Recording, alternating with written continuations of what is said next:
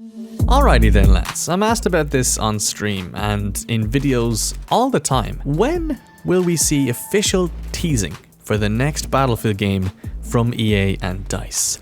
Be it Battlefield 6 or just Battlefield. Whatever the leaks may point to, let's keep an open mind with everything we see online. We don't actually know anything. So today I wanted to take a trip down memory lane and kind of make some assumptions, some estimates on when we should maybe expect to see something about the next Battlefield game based on previous titles. Today I'm doing a unscripted commentary, so a bit more relaxed and honestly, just a bit more honesty in the video. Rather than hiding behind a script, I just want to give my honest impressions and opinions on what I think about the next game. And like I said, we know pretty much nothing. I don't know about you lads, but not knowing anything about the next game is way more exciting. That being said, it is a double-edged blade in my opinion. If they leave this trend continue and let us speculate for longer and longer, it gives supposed quote-unquote leakers more ammo. They could make these videos claiming these incredibly outlandish things, and the longer DICE and EA go without addressing these things, the more people will start to believe the leaks. And then once the leaks turn out to be fake, well, people will be a bit disappointed, won't they? So today I wanted to, like I said, take a trip down memory lane, have a look at past Battlefield games and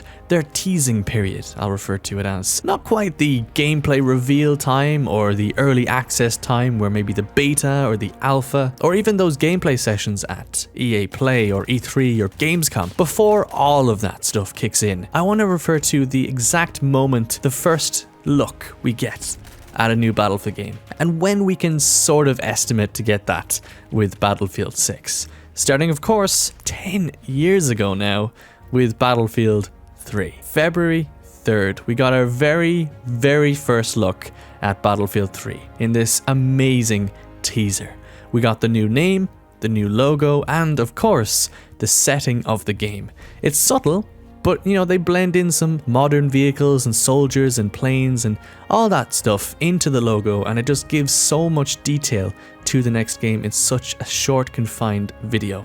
Excellent stuff. That was at the start of February. Towards the end of the month, we got the gameplay premiere. That was on the 22nd of the same month. And then March was just filled with the fault line gameplay.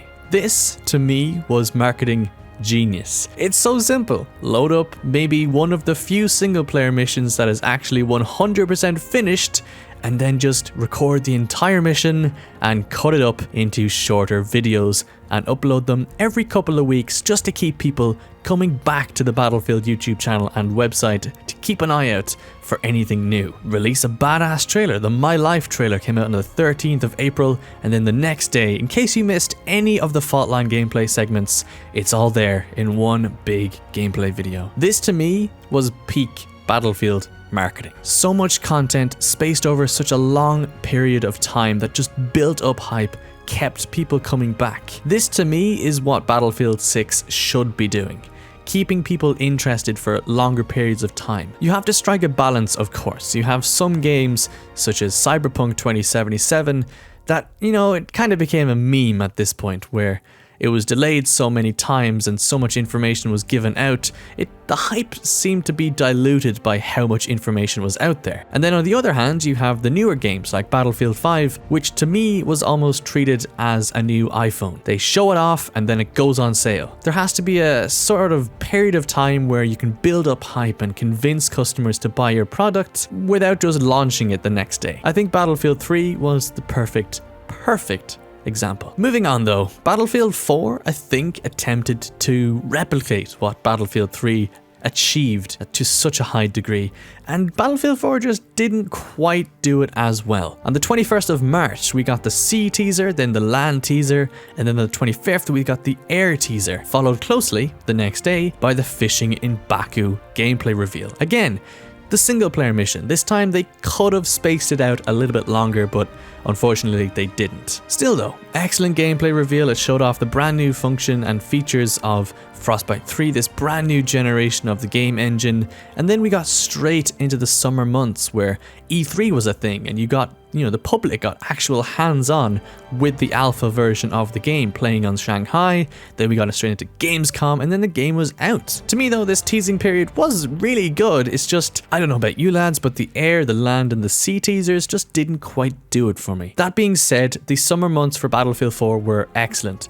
Not only were the game changers heavily involved in the marketing of the game, but also they had the only in Battlefield marketing scheme as well. Specifically the teasing period though, it's not quite as good as Battlefield 3, and unfortunately that trend continues even to today. Moving on to the 5th of May, the teaser for Battlefield 1 was released, and this was such an awesome teaser, but as you can see, there's just not quite as much going on in terms of teasing the next game. Now, there's no faulting the Battlefield 1 reveal event on the 6th of May. It was just peak. It was just incredible, absolutely.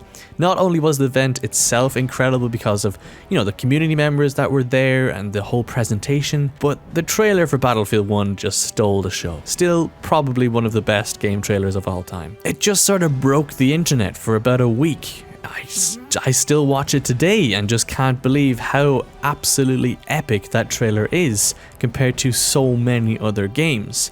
In terms of specifically the teasing period, though, once again, I think they really could have stretched this out a lot longer, giving us a little bit more wiggle room there instead of just May 5th and May 6th. This is kind of where we see the transition from going from a long-term marketing scheme like we saw in Battlefield 3 to a very snappy product-like release with Battlefield 1, and then more recently, Battlefield 5. With Battlefield 5, we saw a very similar trend. We saw the 21st got a teaser, and then on the 23rd, the actual reveal event. It pretty much mirrors what we saw with Battlefield 1, but just didn't do it quite as well. And unfortunately, this is what I'd expect for the next Battlefield game. I think the trend is quite clear that over the years with different Battlefield games, the hype is more in-game rather than through marketing. What I mean by that is with the build up to Battlefield 5, well, we learned of the teaser date through Easter eggs in Battlefield 1.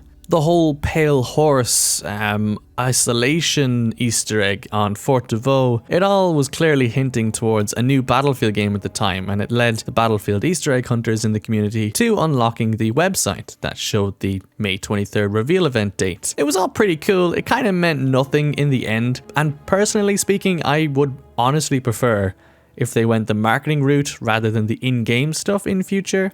It's a lot of fun looking for stuff in-game, but I think generally the stuff in-game reaches a significantly smaller portion of the player base than the actual marketing stuff. And not only that, but pre-tease, show little snippets. I remember with Battlefield 4, there was this really obscure website that you could sign up to that gave you details on Battlefield 4, and it was hosted by EA. Little things like that, secret websites that you have to figure things out. I know, it's strange how the trend has continued to be less and less every year, and like I said, I feel like this is how things will be with the next game as well. So then, this brings us to our final PowerPoint slide. We have the 2nd of February this year. This is the EA Investors Call.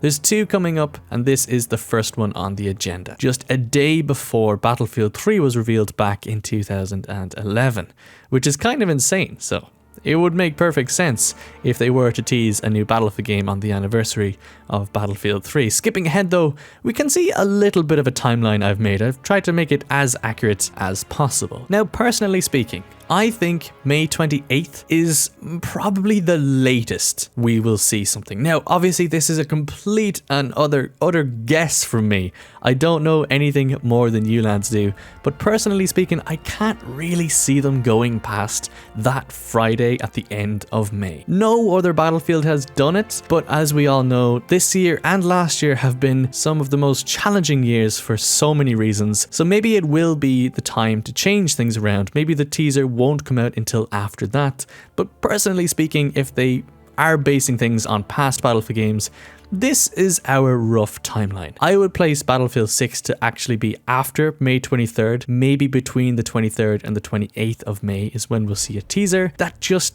appears to be the trend. As you can see, we go from BF3 to 4 to 1 to 5. I didn't include Hardline because that was a strange release agenda anyway. I hope this makes things a little bit more clear. Personally, like I said, I would place it towards the end of May if we're getting a teaser. Now, according to EA investor calls, we're getting more information in spring of this year, but that is so vague, it could mean any amount of time.